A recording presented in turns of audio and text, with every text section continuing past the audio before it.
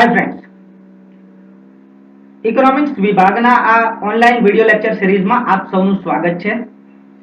અર્થશાસ્ત્રની સરળ સમજૂતી, હળવી ભાષા શૈલી, ઉદાહરણ સહિત અને મુદ્દાસર સમજૂતીના આ લેક્ચરમાં આપ સૌને હું ડોક્ટર બલભદ્રસિંહ મંડોરા આવકારું છું। મિત્રો, જ્યારે સમગ્ર ગુજરાતના વિદ્યાર્થીઓ આ ચેનલનો લાભ લેતા હોય ત્યારે આપ લોકો એમાંથી કઈ રીતે બાકાત રહી શકો, માટે અત્યારે જ આ ચેનલને સબસ્ક્રાઇબ કરો। મૂળ મુદ્દાની જો વાત કરીએ તો આજે આપણે જે ચર્ચા કરવાના છીએ છે અર્થશાસ્ત્રની વ્યાખ્યાઓ। અર્થશાસ્ત્ર શું છે, કયા કયા અર્થશાસ્ત્રીઓએ અર્થશાસ્ત્રને કેવી રીતે સમજાવવાનો પ્રયત્ન કર્યો છે એની ચર્ચાઓ કરવાના છીએ। મૂળ વાત એ છે કે માનવીએ પોતાની જરૂરિયાતો સંતોષવા માટે અથવા તો પોતાના જીવનને સુખરૂપ રીતે વિતાવવા માટે જુદી જુદી વ્યવસ્થાઓ ઊભી કરી। આ વ્યવસ્થા એટલે શું? તો કે સમાજ રચના, એની જે अर्थ रचना है, राज्य रचना है, बराबर है, जेमांथी जुदा जुदा शास्त्रों जन्म थयो, समाजशास्त्र, राज्यशास्त्र, अर्थशास्त्र वगैरह वगैरह। मानवी ज्यारे आदि मानव हतो एटले के आदि युगमां एणे पोतानी जरूरियातो संतोषवा माटे क्यांक ने क्यांक लड़ाईनो उपयोग कर्यो, क्यांक ने क्यांक हथियारोनो उपयोग कर्यो। पण जेम जेम संशोधनो थता गया, शोध थती गई, विकास थतो गयो, एटले के खेतीनो विकास थयो, खेतीनी शोध थई, ऊर्जानो એટલે કે અગ્નિની શોધ થઈ, ચક્રનો એટલે કે ગતિની શોધ થઈ। ત્યારબાદ માનવીએ પોતાની જરૂરિયાતોને સંતોષવા માટે બુદ્ધિયુક્ત ગણતરીઓ શરૂ કરી અને એમાંથી જે પ્રવૃત્તિઓની શરૂઆત થઈ એ પ્રવૃત્તિઓનો સમાવેશ અર્થશાસ્ત્રમાં કરવામાં આવે છે। મૂળ અર્થશાસ્ત્ર એટલે શું? તો કે અર્થનું શાસ્ત્ર એટલે અર્થશાસ્ત્ર। આ અર્થ સંસ્કૃત શબ્દ છે જેનો अर्थ एवो थाय छे के कंईक मेळववुं एटले कंईक प्राप्त करवा माटे जे कंई प्रवृत्ति करवामां आवे छे एनो समावेश अर्थशास्त्रमां करवामां आवे छे। पण आ प्रवृत्तिओ ए आर्थिक प्रवृत्ति होवी जोईए। आम तो नाणाने पण आपणे अर्थ तरीके ओळखीए छीए, एटले नाणानी प्राप्ति माटे अथवा तो आवक अथवा खर्च साथे संकळायेली जे कंई प्रवृत्तिओ छे ए बधी प्रवृत्तिओ आर्थिक प्रवृत्तिओ छे अने अर्थशास्त्र आ आर्थिक प्रवृत्तिओनो अभ्यास करे छे। दया, प्रेम, लागणी वगैरे साथे प्रेराईने जे प्रवृत्ति करवामां आवे छे ए बिन आर्थिक प्रवृत्ति छे जेनो अर्थशास्त्रमा अभ्यास करवामां आवतो नथी। मूळ जे इकोनॉमिक्स शब्द छे ए ग्रीक शब्द ओइकोनोमिकोस शब्द उपरथी उतरी आवेलो छे अने प्राचीन समयमां ग्रीसमां व्यक्तिगत जे मालिकी छे एने ओइकोस अने घर व्यवस्थापन जे छे जेने संचालन कहीए छीए आपणे एने नोमोस तरीके ओळखवामां के एने कहेवामां आवतुं हतुं। अर्थशास्त्रनुं जो भारतीय चिंतन जोईए तो भारतीय सभ्यता के भारतीय जे संस्कृति छे ए संस्कृतिनो जे इतिहास छे ए 5000 वर्ष जूनो छे। भारतीय सभ्यता के भारतीय संस्कृतिमां मानव पुरुषार्थना जे विभाग बनाववामां आव्या छे के मानवीए पोताना जीवन दरमियान शुं करवानुं, तो धर्म, अर्थ, काम अने मोक्ष। एमां जो आपणे अर्थनी वात करीए तो मानवीए पोताना कुटुंबना भरण पोषण माटे अथवा तो पोताना कुटुंबना सुख कल्याण माटे अथवा तो पोताना विकास माटे, समाजना विकास माटे, कुटुंबना विकास माटे जे कंई प्रवृत्ति करवानी छे ए प्रवृत्तिनो समावेश अर्थमां थाय छे। એટલે જે ચાર માનવ પુરુષાર્થ છે, જે માનવીએ ચાર મુખ્ય કામ પોતાના જીવન દરમિયાન કરવાના છે એમાંનું એક મહત્વનું કામ છે અર્થ। એટલે અર્થશાસ્ત્ર એ ભારતીય સભ્ય સંસ્કૃતિનું એક અભિન્ન અંગ છે એવું આપણે કહી શકીએ। 2500 વર્ષ પહેલાની વાત કરીએ તો ચાણક્યનું અર્થશાસ્ત્ર જેને કૌટિલ્યના અર્થશાસ્ત્ર તરીકે ઓળખવામાં આવે છે, એણે સૌપ્રથમ અર્થશાસ્ત્રને સમજાવવાનો પ્રયત્ન કર્યો। હવે ચાણક્યએ જે અર્થશાસ્ત્ર આપણને સમજાવ્યું છે એ મુખ્યત્વે નીતિશાસ્ત્ર સાથે જોડાયેલું છે, એ મુખ્યત્વે રાજ્યશાસ્ત્ર સાથે પણ જોડાયેલું છે કે દેશના રાજાએ પોતાની પ્રજા માટે કેવા કેવા પ્રકારના કાર્યો કરવા, પ્રજાની સુખાકારી માટે શું કરવું, કરવેરા કેવી રીતે ઉઘરાવવા વગેરેનો સમાવેશ કૌટિલ્યના અર્થશાસ્ત્રમાં કરવામાં આવે છે। પરંતુ અર્થશાસ્ત્રને જુદા જુદા ચિંતકોએ પણ સમજાવવાનો પ્રયત્ન કર્યો છે। એરિસ્ટોટલ નામનો જે મહાન ચિંતક છે એના લખાણોમાં પણ અર્થશાસ્ત્રનો ઉલ્લેખ જોવા મળે છે। એમણે જે બુક લખી ઓઇકોનોમિકા એમાં પણ અર્થશાસ્ત્રનો ઉલ્લેખ કરવામાં આવ્યો છે. પણ આ જે વાતો જે છે, ચાણક્યની વાત બહુ જૂની છે, પરંતુ તે પછીની જે વાતો છે, એરિસ્ટોટલ, એડમ સ્મિથ, એ બધી વાતો છે એ ઔદ્યોગિક ક્રાંતિ જે ઇંગ્લેન્ડમાં થઈ એની આસપાસના સમયગાળાની વાત છે. એટલે જ્યારે ઔદ્યોગિક ક્રાંતિ થઈ ત્યારે મોટા પાયે ઉત્પાદન થયું, શ્રમ વિભાજન થયું અને વિશિષ્ટીકરણ જે થયું એ બધાને વ્યવસ્થિત રીતે સમજાવવાનો જો કોઈને શ્રેય જાય છે તો તે છે એડમ સ્મિથને, જેને આપણે અર્થશાસ્ત્રના પિતા તરીકે ઓળખીએ છીએ. હવે એડમ સ્મિથે આપણને અર્થશાસ્ત્રને જે સમજાવવાનો આપણને પ્રયત્ન કર્યો છે એની જો આપણે ચર્ચા કરીએ એ પહેલા લઈએ એક નાનકડી બ્રેક.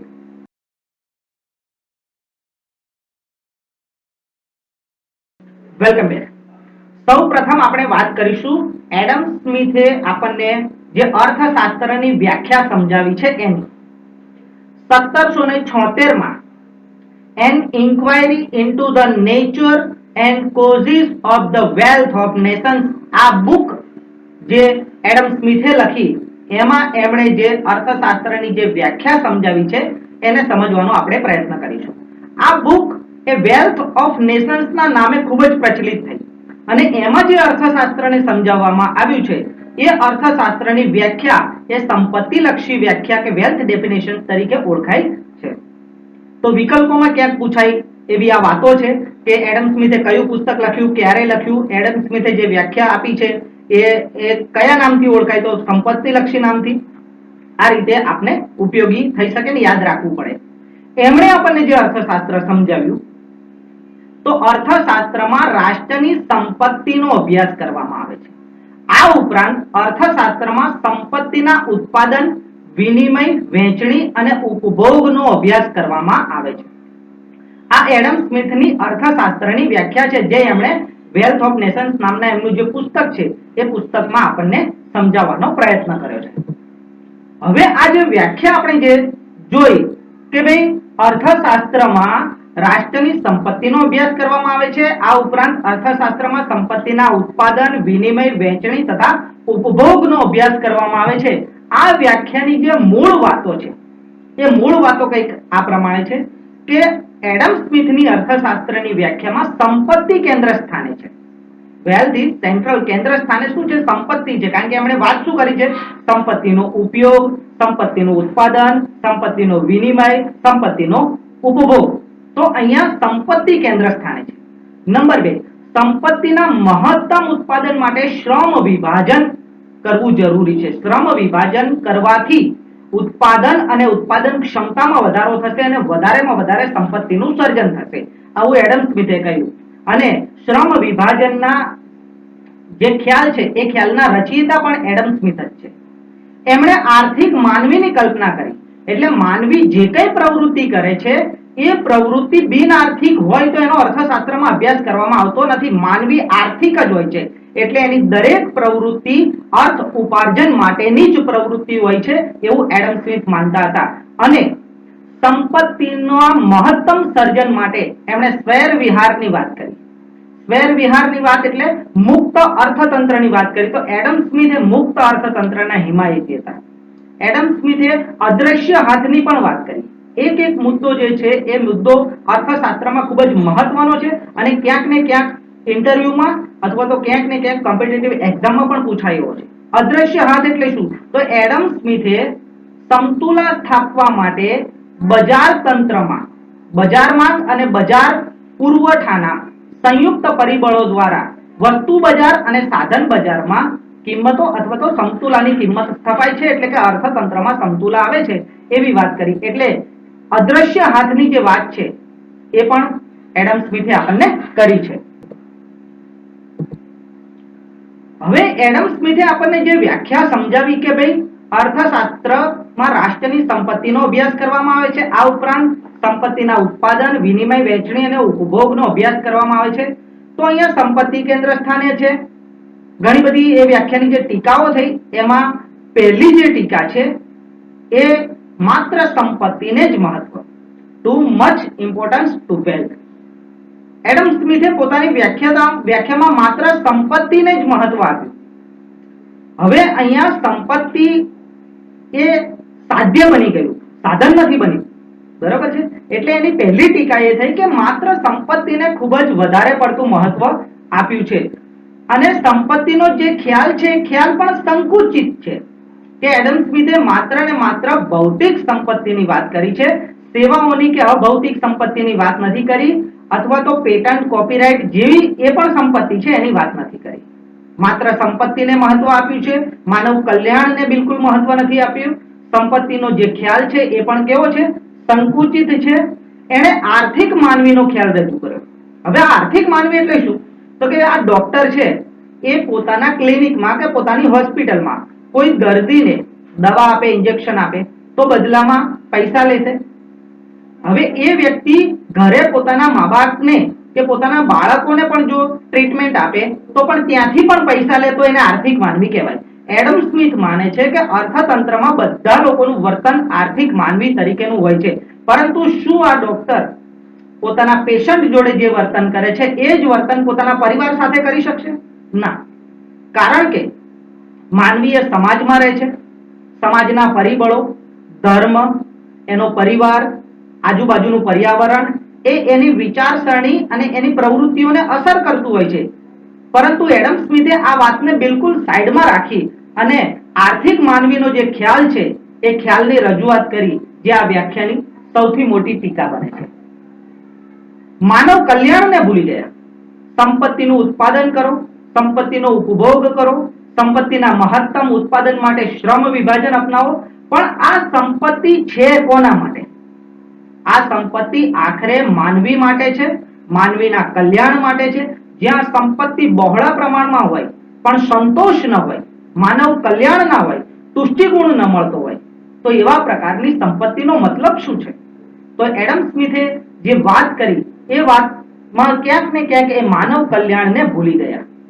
પરિણામે એડમ સ્મિથનું જે અર્થશાસ્ત્ર અંગેનું જે ચિંતન છે એ ચિંતનની ખૂબ ટીકા થઈ અને લોકોએ અર્થશાસ્ત્રને અનર્થશાસ્ત્ર માની લીધું. એનું કારણ શું હતું કે અર્થશાસ્ત્ર અનર્થશાસ્ત્ર બની ગયું કે લોકો એ દ્રષ્ટિથી એને જોવા લાગ્યા? તો એડમ સ્મિથે જે અર્થશાસ્ત્રને સમજાવ્યું હતું એના કેટલાક મહત્વના જે મુદ્દાઓ છે, મુદ્દાઓને આપણે જોઈએ તો ખબર પડે કે શા માટે એડમ સ્મિથના સમયમાં અર્થશાસ્ત્રની જે લોકોની અર્થશાસ્ત્ર પ્રત્યે જોવાની જે દ્રષ્ટિ હતી એ દ્રષ્ટિમાં બદલાવ આવ્યો.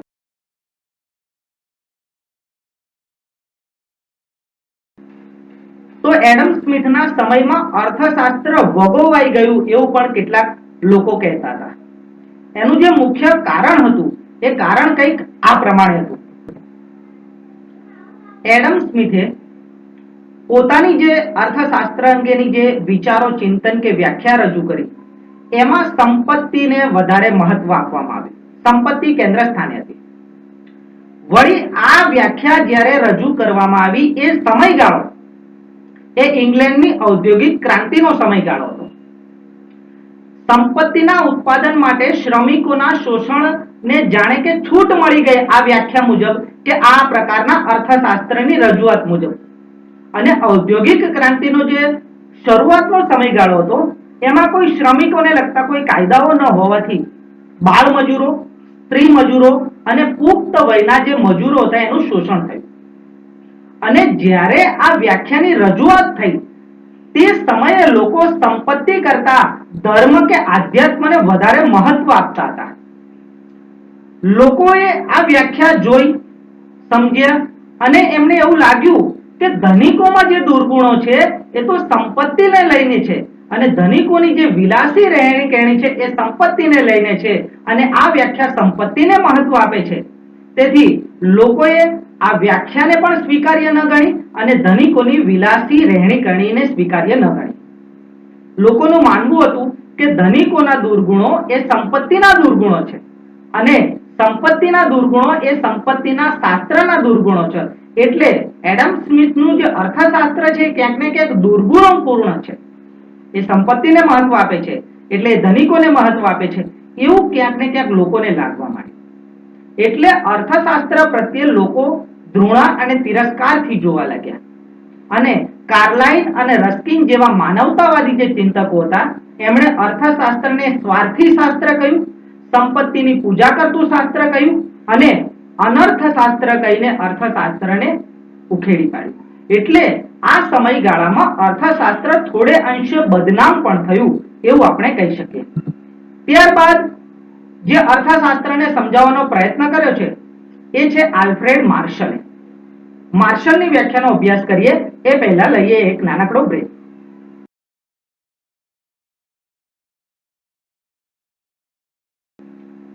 Welcome back.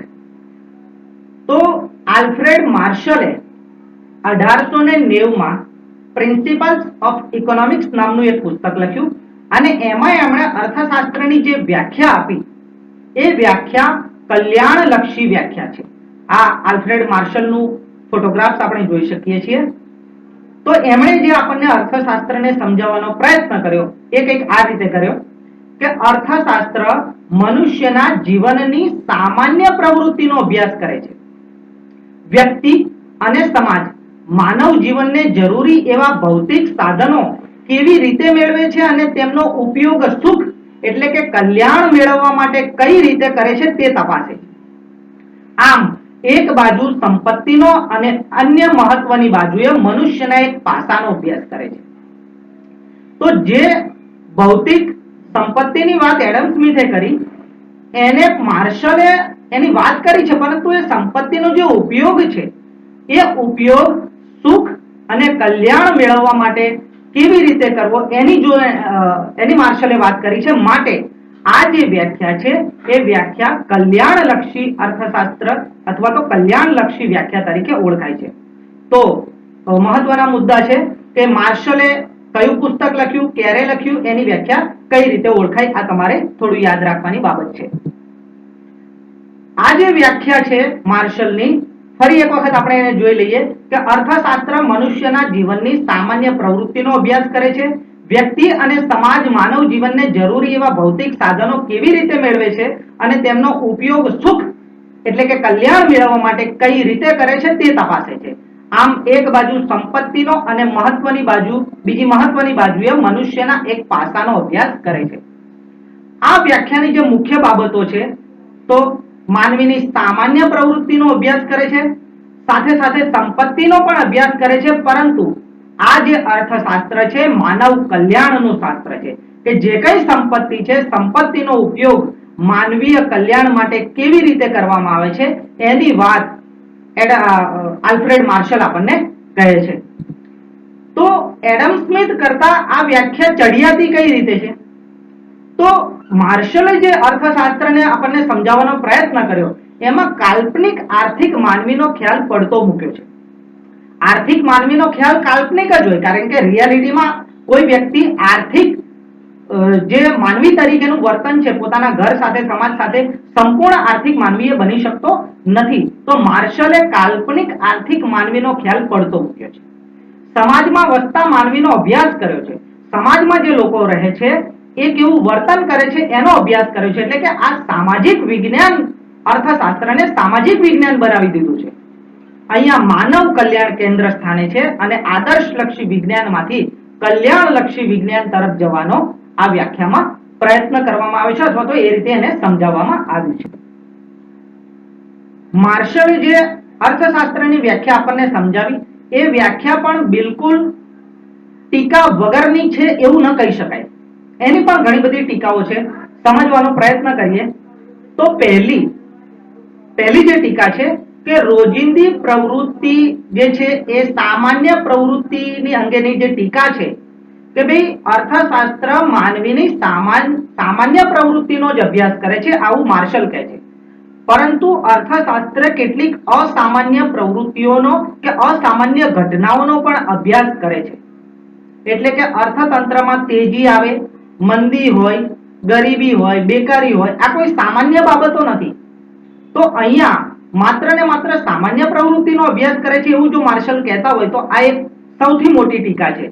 નંબર 2, અભૌતિક સંપત્તિને મહત્વ અપાયું નથી। એડમ સ્મિથે જે ભૂલ કરી એ જ ભૂલ માર્શલે કરી કે માર્શલે એવું કહ્યું કે ભૌતિક સંપત્તિનો સમાજ એટલે કે માનવીય કલ્યાણ માટે કેવી રીતે ઉપયોગ થાય, પરંતુ માનવીય કલ્યાણ માટે જરૂરી એવી અભૌતિક સંપત્તિ પણ જરૂરી છે। એટલે કે સેવાઓનું જે ઉત્પાદન છે એ માનવીય કલ્યાણ માટે જરૂરી છે।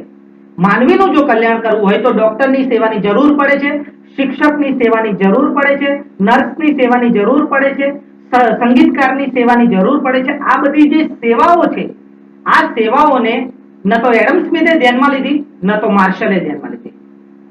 હવે વાત કરીએ કલ્યાણ, તો કલ્યાણનો ખ્યાલ સાપેક્ષ છે. અહીંયા વાત એ છે કે માનવીય કલ્યાણ જે છે એ કલ્યાણ શેનાથી થશે એ વધારે મહત્વની બાબત છે.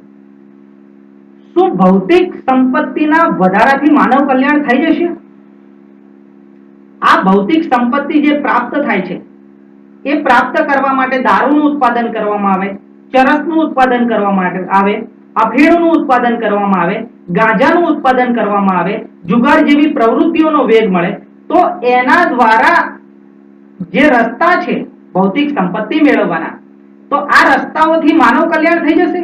ના, માનવ કલ્યાણનો ખ્યાલ સાપેક્ષ છે, એટલે માત્ર સંપત્તિ ઉપર કલ્યાણ આધારિત છે એવું નથી. ઘણી બધી બાબતો જે છે એ માનવ કલ્યાણને અસર કરે છે, જેને આ વ્યાખ્યામાં સમાવિષ્ટ કરવામાં આવી નથી. અર્થશાસ્ત્રની આદર્શલક્ષી વિજ્ઞાન તરીકેની ટીકા છે, એને જો આપણે સમજવાનો પ્રયત્ન કરીએ તો માર્શલે જે સમજાવ્યું છે એની આપણે વાત કરીએ. તો માર્શલે અર્થશાસ્ત્રને કલ્યાણલક્ષી અર્થશાસ્ત્ર કે આદર્શલક્ષી અર્થશાસ્ત્ર ગણાવ્યું છે, પરંતુ એની ટીકા કરતા રોબિન્સ કહે છે કે અર્થશાસ્ત્ર એ આદર્શલક્ષી વિજ્ઞાન નહીં, પરંતુ વાસ્તવિક વિજ્ઞાન છે. શું હોવું જોઈએ, બરાબર છે, એની વાત જે વિજ્ઞાનમાં કરવામાં આવે છે કે જે શાસ્ત્રમાં કરવામાં આવે છે એ એક પ્રકારનો આદર્શ છે, પરંતુ વાસ્તવમાં શું છે એની ચર્ચા કરવી જોઈએ. જે સમસ્યાઓ છે, સમસ્યા કેવી રીતે નિવારી શકાય એની ચર્ચા કરવી જોઈએ. માટે અહીંયા અર્થશાસ્ત્રની આદર્શલક્ષી વિજ્ઞાન તરીકે એક ટીકા કરવામાં આવે છે. માર્શલે એમ પણ વાત કર્યું કે અર્થશાસ્ત્ર એક સામાજિક વિજ્ઞાન છે અને સમાજમાં રહેતા માનવીની જે આર્થિક પ્રવૃત્તિ છે એનો અભ્યાસ કરે છે. તો જે વ્યક્તિ સમાજમાં નથી રહેતો અથવા તો કોઈ ટાપુ ઉપર રહે છે અને ટાપુ ઉપર એકાકી જીવન કે એકલું જીવન વિતાવે છે, શું એ વ્યક્તિની પ્રવૃત્તિ આર્થિક પ્રવૃત્તિ ન હોઈ શકે? તો શું માત્ર સમાજમાં રહેતા લોકોની જ જે વર્તણૂક છે એનો અભ્યાસ કરે છે? એકલો કોઈ માણસ રહેતો હોય તો એની પ્રવૃત્તિનો અર્થશાસ્ત્ર અભ્યાસ નથી કરતું? આ એક મોટી ટીકા છે.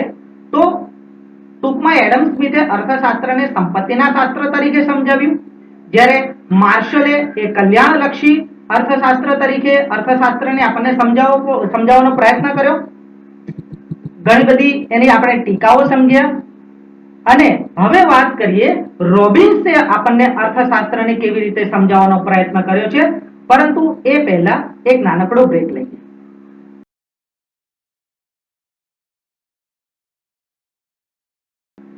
Welcome back.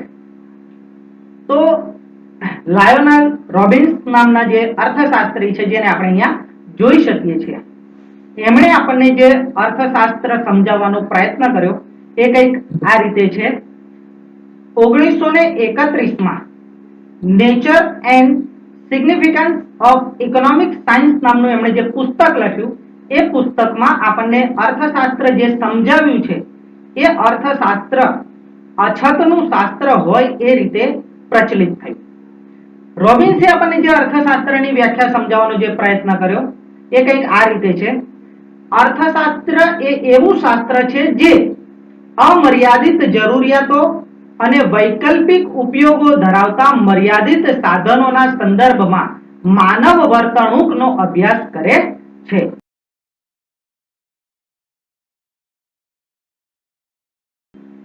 ફરી એક વખત જો વ્યાખ્યા ઉપર નજર નાખીએ તો અર્થશાસ્ત્ર એ એવું શાસ્ત્ર છે જે અમર્યાદિત જરૂરિયાતો અને વૈકલ્પિક ઉપયોગો ધરાવતા મર્યાદિત સાધનોના સંદર્ભમાં માનવ વર્તણૂકનો અભ્યાસ કરે છે.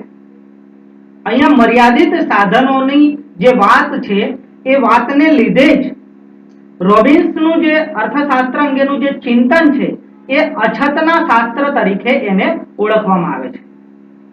વ્યાખ્યાની છણાવટ કરીએ તો અમર્યાદિત જરૂરિયાતોની વાત કરી છે. અનલિમિટેડ જે નીડ્સ છે, આપણી જે વોન્ટ્સ છે એની વાત કરી છે કે માનવીય જરૂરિયાતો અમર્યાદિત છે. વળી આ જરૂરિયાતો વારંવાર ઉદ્ભવે છે અમર્યાદિત છે એટલે કે જેની પાસે બહુ જૂનું ઉદાહરણ વર્ષોથી જે આપણે સમજતા આવ્યા છીએ, સાયકલ હોય તો મોપેડની ઈચ્છા થાય, મોપેડ હોય તો બાઇકની ઈચ્છા થાય, બાઇક હોય તો કારની ઈચ્છા થાય, કાર હોય તો વિમાનની ઈચ્છા થાય, વિમાન હોય તો એવું લાગે કે આપણો પોતાનો ઉપગ્રહ હોય તો આપણે બીજા ગ્રહ ઉપર જઈ શકીએ. તો ટૂંકમાં માનવ જે જરૂરિયાતો છે એ મર્યાદિત છે ને આ જરૂરિયાતો વારંવાર ઉદ્ભવે છે એવું આપણને રોબિન્સે સમજાવ્યું. આ જરૂરિયાતો સંતોષવાના જે સાધનો છે એ સાધનો મર્યાદિત છે. તો કુદરતે આ જરૂરિયાત સંતોષવા માટે આપણને જે સંપત્તિ આપી છે, જે કુદરતી સંપત્તિ છે, એ ઉત્પાદનના જે સાધનો છે એ સાધનો મર્યાદિત છે. અહીંયા સાધનો જો મર્યાદિત ના હોત તો, જો સાધનો મર્યાદિત ના હોત તો આપણી બધી જરૂરિયાતો સંતોષાઈ જાય. જો આપણી બધી જરૂરિયાતો સંતોષાઈ જાત તો આપણે કઈ વિચાર જ નહીં, કારણ કે આપણી જરૂરિયાતો સંતોષાઈ જાત. નવી નવી શોધખોળ ના કરત, નવી નવી આર્થિક પ્રવૃત્તિઓ ના વધારત. એટલે કુદરતે બહુ ધ્યાન રાખીને આ વાત કરી છે કે આપણને જે સાધનો આપ્યા છે એ સાધનો મર્યાદિત છે. સાધનો મર્યાદિત છે એટલે જરૂરિયાતનો અગ્રતાક્રમ નક્કી થાય છે. સાધનો મર્યાદિત છે એટલા માટે આપણે કોઈ એક જરૂરિયાતને પહેલા સંતોષીએ છીએ એટલે પસંદગીનો ક્રમ નક્કી થાય છે. તો આ વ્યાખ્યામાં અમર્યાદિત જરૂરિયાતો અને મર્યાદિત સાધનોની વાત કરવામાં આવી છે. જે મર્યાદિત સાધનો છે એ સાધનો કોઈ એક જ ઉપયોગમાં આવે એવું નથી, એ અનેક ઉપયોગમાં આવે છે. જેમ કે કોઈ એક વૃક્ષ છે તો વૃક્ષનો ઉપયોગ છાંયડો મેળવવા માટે થાય છે. વૃક્ષના લાકડાની જો વાત કરીએ તો એ વૃક્ષનો બીજો ઉપયોગ, વૃક્ષનો ઉપયોગ વરસાદી જે વાતાવરણ છે ક્રિએટ કરવામાં થાય છે. લાકડાના અનેક ઉપયોગો છે.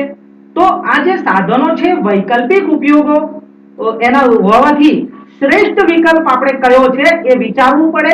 બુદ્ધિયુક્ત વર્તનનો સમાવેશ આમાં થયેલો છે.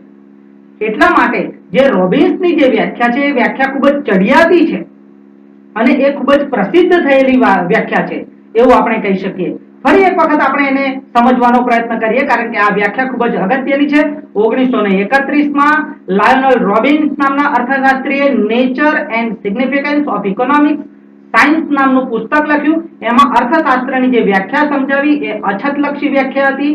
એમણે સમજાવ્યું કે અર્થશાસ્ત્ર એક એવું શાસ્ત્ર છે જે અમર્યાદિત જરૂરિયાતો અને વૈકલ્પિક ઉપયોગો ધરાવતા મર્યાદિત સાધનોના સંદર્ભમાં માનવ વર્તણૂકનો અભ્યાસ કરે છે. એટલે આ વ્યાખ્યાના મુખ્ય જે મુદ્દાઓ છે એ અમર્યાદિત જરૂરિયાતો છે, મર્યાદિત સાધનો છે અને એ મર્યાદિત સાધનો વૈકલ્પિક ઉપયોગો ધરાવે છે.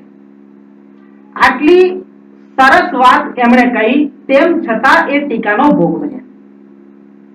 તો રોબિન્સની જે વ્યાખ્યા છે એ વ્યાખ્યાઓની જો ટીકાઓની વાત કરીએ તો કંઈક આ પ્રમાણે.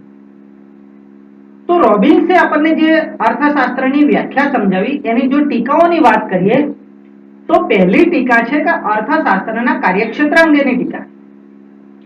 રોબિન્સે અર્થશાસ્ત્રને વાસ્તવિક વિજ્ઞાન છે એમ કહ્યું છે. જો અર્થશાસ્ત્રને વાસ્તવિક વિજ્ઞાન માની લેવામાં આવે તો એનું જે કાર્યક્ષેત્ર છે એ કાર્યક્ષેત્ર એક દ્રષ્ટિએ ખૂબ જ નાનું બની જાય. પરંતુ જો અર્થશાસ્ત્રને અછતનું શાસ્ત્ર જો ગણવામાં આવે તો મર્યાદિત અને વૈકલ્પિક ઉપયોગો ધરાવતા સાધનો અમર્યાદિત જરૂરિયાતોને સંતોષવા માટે કેવી રીતે કામે લગાડવા એની જો આપણે વાત કરીએ તો અર્થશાસ્ત્રનું ફલક છે ખૂબ જ વિસ્તૃત બની જાય. જો અછતમાંથી ઉદ્ભવતા આર્થિક પ્રશ્નોની વાત કરવામાં આવે તો આ વ્યાખ્યા મૂડીવાદને પણ પોતાનામાં સમાવી લે છે, સમાજવાદને પણ પોતાનામાં સમાવી લે છે અને લશ્કરવાદને પણ પોતાનામાં સમાવી લે છે. વળી જે રોબિન્સે જે વાત કરી છે, જે માર્શલની જે વ્યાખ્યાની ટીકા કરી કે એકાકી મનુષ્ય કે એકલો રહેતો મનુષ્ય એને પણ અછતનો સામનો કરવો પડે છે. તો આ રીતે એની જે વ્યાખ્યા છે એ જો વાસ્તવિક વિજ્ઞાનની રીતે આપણે જોઈએ તો કાર્યક્ષેત્ર એનું ખૂબ જ નાનું પડી જાય છે. પરંતુ અછતમાંથી ઉદ્ભવતા આર્થિક પ્રશ્નોની છણાવટ જો કરીએ તો આ વ્યાખ્યાનું જે કાર્યક્ષેત્ર છે, અર્થશાસ્ત્રનું જે કાર્યક્ષેત્ર છે એ ખૂબ જ વિશાળ બની જતું હોય એવું આપણને લાગે છે. વાસ્તવિક વિજ્ઞાન તરીકેની પણ એની ટીકા છે. રોબિન્સે જણાવ્યું કે અર્થશાસ્ત્ર એ વાસ્તવિક વિજ્ઞાન છે. એટલે શું છે એની વાત કરે છે, એના માટે શું હોવું જોઈએ એનો આદર્શ રજૂ કરતો નથી આવું રોબિન્સ કહે છે. હવે માનો કે આપણે બીમાર પડ્યા ડોક્ટર પાસે ગયા, ડોક્ટર આપણને એમ કે ભાઈ તમને તાવ આવે છે કે આ પ્રકારની તકલીફ છે, તો વાસ્તવિક વિજ્ઞાન એવું કહે છે કે શું છે એની છણાવટ કરે છે, પણ એના માટેના ઉપાયો અથવા તો શું હોવું જોઈએ, ડોક્ટર આપણને દવા ન કરે, માત્ર નિદાન કરે, તો એનું મહત્વ શું? એટલે અર્થશાસ્ત્ર વાસ્તવિક વિજ્ઞાન હોવાની સાથે સાથે આદર્શલક્ષી વિજ્ઞાન પણ હોવું જોઈએ. પીગુ તો ત્યાં સુધી કહે છે કે જ્ઞાન ખાતર જ્ઞાન એનો કોઈ મહત્વ નથી. જ્ઞાનનું મહત્વ સમસ્યાઓના નિરાકરણ માટે હોવું જોઈએ. એટલે અર્થશાસ્ત્ર વાસ્તવિક વિજ્ઞાન હોવાની સાથે સાથે આદર્શલક્ષી વિજ્ઞાન તો છે, પણ સાથે સાથે અર્થશાસ્ત્ર એક કળા પણ છે. આવું પીગુ નામના અર્થશાસ્ત્રી આપણને સમજાવે છે. રોબિન્સ એ માર્શલની વ્યાખ્યા જે છે એની થોડી ટીકા કરી. માર્શલની કલ્યાણલક્ષી વ્યાખ્યા હતી, પરંતુ રોબિન્સે જે વ્યાખ્યા આપી છે આપણને, એમાં પણ માનવ કલ્યાણનો પરોક્ષ રીતે સ્વીકાર થયેલો જ છે. રોબિન્સે શું કહ્યું કે અમર્યાદિત જરૂરિયાતોને સંતોષવા માટેના વૈકલ્પિક ઉપયોગો ધરાવતા મર્યાદિત સાધનો છે. તો આ સાધનોનો ઉપયોગ અમર્યાદિત જરૂરિયાતોને કેવી રીતે સંતોષાય, જરૂરિયાત સંતોષાય તો સંતોષ મળે, કલ્યાણ થાય. એટલે માનવ કલ્યાણ માટે આ વૈકલ્પિક ઉપયોગો ધરાવતા મર્યાદિત સાધનોનો બુદ્ધિપૂર્વક વિચાર કરીને ઉપયોગ કેવી રીતે કરવો, એટલે અહીંયા પાછલે બારણે પણ માનવનું કલ્યાણ તો રહેલું જ છે. તો એણે કલ્યાણલક્ષી વ્યાખ્યાની ટીકા કરી, પરંતુ પોતાની વ્યાખ્યામાં પણ પાછલે દરવાજે કે પાછલે બારણે એટલે કે માનવ કલ્યાણનો એણે પરોક્ષ રીતે અહીં સ્વીકાર કરેલો છે. રોબિન્સ પોતાની વ્યાખ્યામાં જણાવે છે કે માનવીનું જે વર્તન છે બુદ્ધિપૂર્વક છે. એટલે કે જરૂરિયાતો અમર્યાદિત છે, એને સંતોષવા માટે મર્યાદિત સાધનોનો કેવી રીતે ઉપયોગ કરવો, જુદા જુદા વૈકલ્પિક ઉપયોગો ધરાવે છે, એમાંથી શ્રેષ્ઠ વિકલ્પ કેવી રીતે પસંદ કરવો, એ માટે માનવીનું જે વર્તન છે એ વર્તન બુદ્ધિપૂર્વક વર્તન છે. પરંતુ માનવીના તમામ નિર્ણયો કે તમામ વર્તન એ બુદ્ધિપૂર્વક જ હોય છે એવું જરૂરી નથી, કારણ કે માનવીના વર્તનને ઘણા બધા પરિબળો અસર કરે છે. દેખાદેખીનું પરિબળ, ફેશનનું પરિબળ, એની ટેવ, એની કુટેવો, એ કયા સમાજમાં રહે છે, એનો ધર્મ શું છે, આ બધી બાબતો માનવીય વર્તનને અસર કરે છે. એટલે માનવીનું વર્તન હંમેશા બુદ્ધિપૂર્વકનું જ વર્તન હશે એવું આપણે કહી શકીએ નહીં. માટે આ વ્યાખ્યાની એક બહુ મહત્વની મર્યાદા બની જાય છે. આર્થિક વૃદ્ધિ અને આર્થિક વિકાસની ઉપેક્ષા. તો વર્તમાન સમયમાં તો અર્થશાસ્ત્ર એ વિકાસનું અર્થશાસ્ત્ર છે, વૃદ્ધિનું અર્થશાસ્ત્ર છે. એ માત્ર ને માત્ર માનવીની જરૂરિયાતો પૂરતું મર્યાદિત નથી, પરંતુ રોબિન્સનું જે અર્થશાસ્ત્રની જે વ્યાખ્યા છે એ વ્યાખ્યામાં ક્યાંક ને ક્યાંક આર્થિક વૃદ્ધિ અને આર્થિક વિકાસના જે પરિબળો છે એ પરિબળોને સાઈડમાં રાખીને એ વ્યાખ્યાની રજૂઆત કરી છે. માટે આ એક મહત્વની એની મર્યાદા બની જાય છે.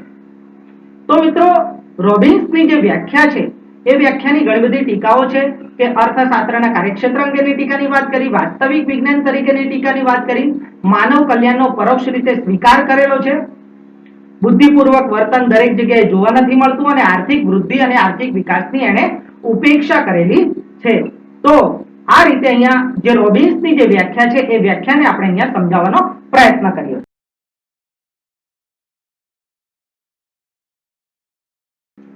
તો વિદ્યાર્થી મિત્રો, આ લેક્ચરમાં આપણે એડમ સ્મિથની સંપત્તિલક્ષી વ્યાખ્યાનો અભ્યાસ કર્યો, માર્શલની કલ્યાણલક્ષી વ્યાખ્યાનો અભ્યાસ કર્યો અને રોબિન્સની અછતલક્ષી વ્યાખ્યાનો પણ અભ્યાસ કર્યો. માર્શલ અને રોબિન્સની વ્યાખ્યા તપાસ્યા બાદ આપણે એવું કહી શકીએ કે માર્શલની વ્યાખ્યા એ થોડે અંશે એડમ સ્મિથની જે વ્યાખ્યા છે કે જે સંપત્તિ, ભૌતિક સંપત્તિને સાથે લઈને ચાલનારી વ્યાખ્યા છે, એટલે એ ભૌતિકવાદી વ્યાખ્યા છે. જ્યારે રોબિન્સની જે વ્યાખ્યા છે એ અછતમાંથી ઉદ્ભવતા આર્થિક પ્રશ્નોનો અભ્યાસ કરે છે, માટે એ અછતલક્ષી વ્યાખ્યા છે. હવે માર્શલની જે વ્યાખ્યા છે એ વ્યાખ્યા સમાજમાં રહેતા માનવીને જ એની જ પ્રવૃત્તિને વધારે મહત્વ આપે છે, જ્યારે રોબિન્સની જે વ્યાખ્યા છે એ એકાકી મનુષ્યની પ્રવૃત્તિને પણ વધારે મહત્વ આપે છે એવું આપણે કહી શકીએ. તો અહીંયા રોબિન્સની વ્યાખ્યા થોડી વિસ્તૃત જણાય છે, જ્યારે માર્શલની જે વ્યાખ્યા છે એ વ્યાખ્યા આપણને થોડી સંકુચિત જણાય છે.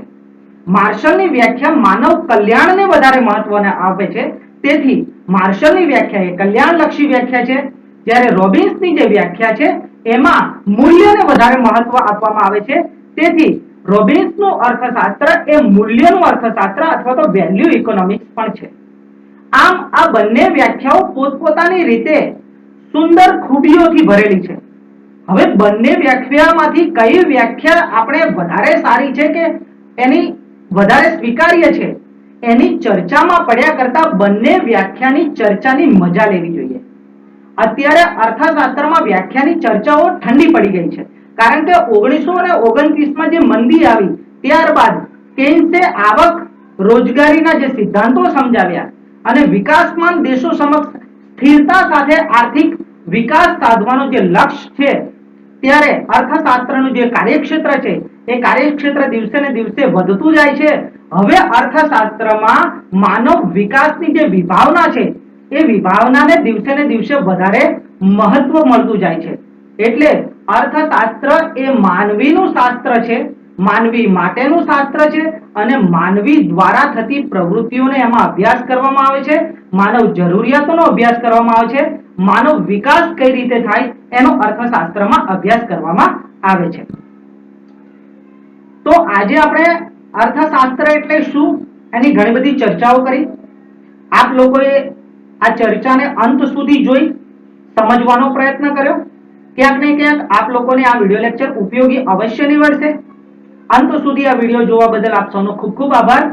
સાથે સાથે હજુ પણ જો આ ચેનલને સબસ્ક્રાઇબ ન કરી હોય તો સબસ્ક્રાઇબ સૌ પ્રથમ કરી લો, જેનાથી અમે જે કંઈ નવા વિડિયો અપલોડ કરીશું એનું નોટિફિકેશન આપ લોકોને આપની YouTube ચેનલમાં અહીંયા સબસ્ક્રિપ્શન જે છે લાલ કલરનું એક બિંદુ દેખાય છે, એ બિંદુ દેખાય એટલે તમને તમારે એવું માનવાનું કે કંઈક નવો વિડિયો આવ્યો છે. તો ફરી એક વખત આપ સૌ મિત્રોનો ખૂબ ખૂબ આભાર. આ લેક્ચરમાં ફક્ત આટલું જ. નવા વિડિયો લેક્ચરમાં કોઈ નવા મુદ્દાની સરળ સમજૂતી સાથે મળીશું. ત્યાં સુધી આવજો.